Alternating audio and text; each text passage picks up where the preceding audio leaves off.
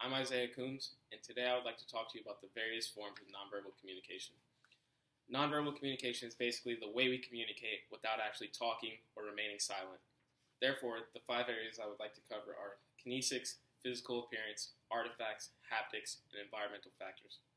The first topic I will go over is kinesics, which is essentially your bodily motions and position, whether it's your face or other body parts. A speaker's body shape can demonstrate various different messages. An example would be smiling when you're happy or when someone tells a funny joke. And another example would be raising your eyebrows when you're shocked or surprised at something that just happened.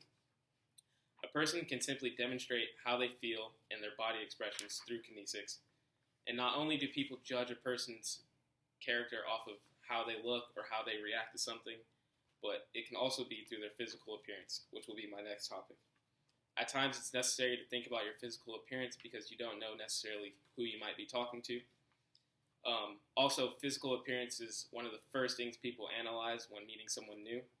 An example would be me going in for a job interview. It would be better for me to dress up business casual than in pajamas because I'm going for something that's important to me. Another example would be getting a haircut because I'd want to look good on the first day of school.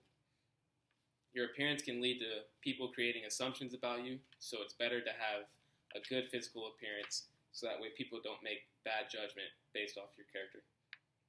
Although how you look can represent you, things close to you can also represent you, which are also known as artifacts, which will be my third point. These artifacts can be anything that have no meaning at all, or they can also be something that has a lot of meaning to you. So an example of this would be a necklace with the cross charm on it, because I'm a Christian believer, and it means a lot to me. One more example would be my cell phone. I keep it everywhere I go, just in case of emergency, or if I need to call someone, or if I just simply want to browse the web. Artifacts can be something small, they can be something large, it's just whatever you want it to be. It's a simple object. And although your personal belongings and appearance may create assumptions for yourself or create a character for people, your physical touch is another form, and that is known as haptics, which will be my fourth point. Introductions tend to involve haptics, so whether it's shaking someone's hand or giving them a hug or a kiss, an example would be kissing your girlfriend when you see her or hugging your mom when you see her. And one more example would be like hugging a spouse that just returned home from overseas. It's basically, it can change depending on who you're reacting with, so you might not necessarily react the same way with your boss as you would your wife, or you might not act the same way to a little kid as you would an adult. And also, it depends on how much you put into it. So, shaking a hand, if you're shaking your boss's hand, you might squeeze firmly because you want to show power and control. Or if you're shaking someone else's hand, maybe not necessarily so firmly because it's just someone simple to you like a friend.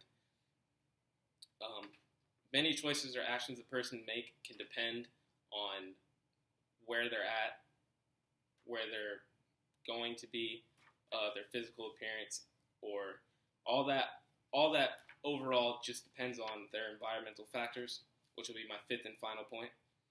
Environmental factors can determine how a person might react in certain situations, whether it's positive or negative. So, for example, I'm in this room because it's quiet, I have it to myself, and I can get the speech done, and I can present it so there's no distractions at all. Or if a setting appears comfortable, then someone might want to go there as to going to a setting where it could be too humid, too cold, too hot.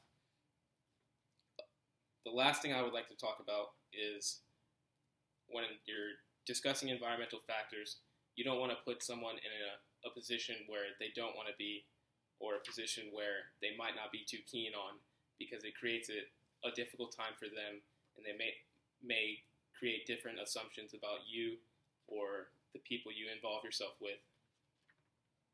If there's anything I'd want you to get out of the speech today, it's that there are various forms of nonverbal communication, and these are 5 simple ones. So there's thousands. Before I would like to end, I will give you this quote by Ralph Waldo Emerson, where he states, "What you do speaks so loud that you cannot hear what you say."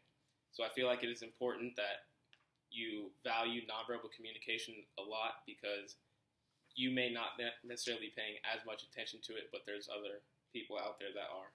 And that is the end of the speech.